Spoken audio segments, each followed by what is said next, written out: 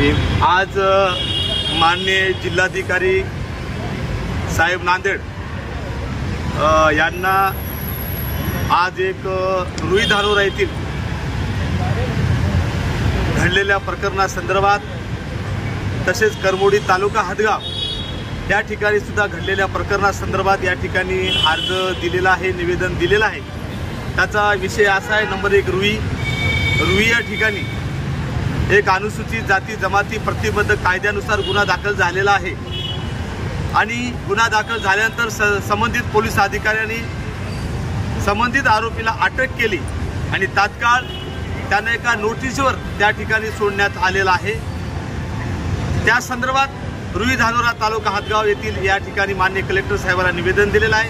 दुसरा विषय असा आहे, करमोडी तालुका हदगाव या ठिकाणी सुद्धा अनुसूचित जाती जमाती प्रतिबंधक कायद्यानुसार गुन्हा दाखल झालेला आहे, परंतु त्यातला विषय असा आहे की त्या ठिकाणी आरोपीची नावं त्या ठिकाणी वगळण्यात आलेली आहेत, पोक्सो सारखा गुन्हा दाखल करण्यात आलेला नाही इत्यादी मागण्यासाठी व आणि आरोपीला रुई धानोरा प्रकरणातील विषय असेल, अट्रॉसिटी प्रकरणातील करमोडी तालुका हदगाव येथील अट्रॉसिटी प्रकरणातील आरोपी असेल, या दोन्ही आरोपींना संबंधित पोलीस अधिकाऱ्याने म्हणजे पोलीस उपअधीक्षक भोकर यांनी साध्या नोटीसवर त्यांना सोडण्यात आलेलं आहे, त्यांना जामीन देण्यात आलेला आहे। मुळातच आज डेटला आज वर्तमान परिस्थितीमध्ये जो अट्रॉसिटी कायदा आहे त्या कायद्यानुसार आज कोणत्याही पोलीस अधिकाऱ्याला जामीन देता येत नाही। एवढंच नाही तर माननीय न्यायालयाला सुद्धा त्या ठिकाणी अटकपूर्व जामीन देता येत नाही आणि म्हणून महाराष्ट्र पोलीस न्यूज 24 साठी महाराष्ट्र प्रतिनिधी अतुल सोनकांबळे अशाच नवीन अपडेटसाठी आता सबस्क्राइब करा महाराष्ट्र पोलीस न्यूज 24 या न्यूज चॅनलला। व्हिडिओ आवडला असेल तर लाईक शेअर आणि कमेंट करायला विसरू नका। धन्यवाद।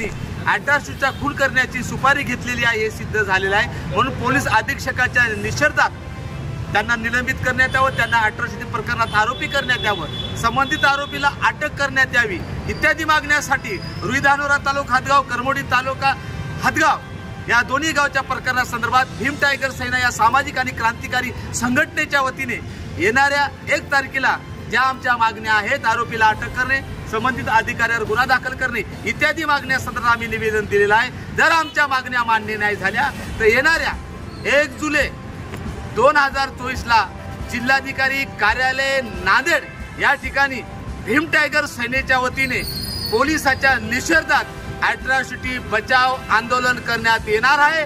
त्या संदर्भात आज निवेदन दिलेलं आहे। हेच मला सांगायचं होतं। जय भीम, जय संविधान, जय भारत। भीम टायगर सेनेचा, भीम टायगर सेनेचा।